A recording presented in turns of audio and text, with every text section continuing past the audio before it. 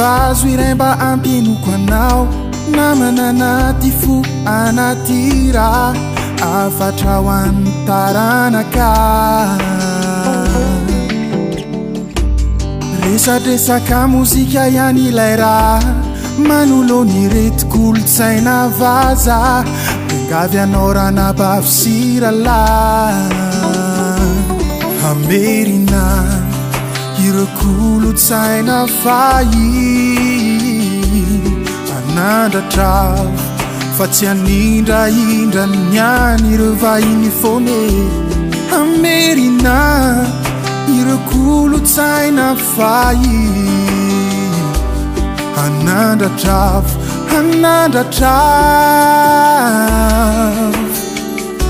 fakantony mozika malagasy ka andao velominamba tsy ho faty lafatra tsy manampaharoa misy angola mandro tsirotsy fo ndao intipianao raha iaino azy fa tsy ratsy aneny kanto malagasy manentananao zoky izy zandrikio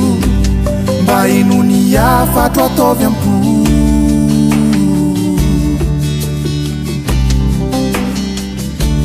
somaso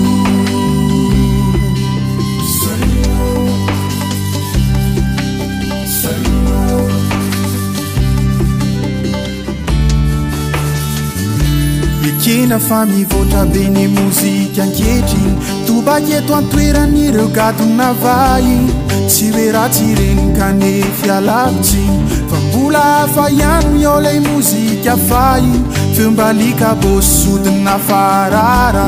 nirinay mba hoenin'ireo dimy sy fare tonokira voarindro lasa antsa tsy ho levon'ny fotoana ary tsy olany manje fakantony mozika malagasy ka andao velominamba tsy ho faty lafatra tsy manampaharoa misy angola mandro tsirotsy fo miangavy anao zao namako azavari ireo sehatra fa zaverangy aza atao mamenatra fa ionitsika sahy mireare hoento antrany ampi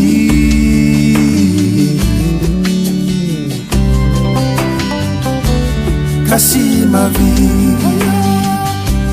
Gasy ma vie, Gasy ma vida, Gasy ma vie, Gasy ma vie.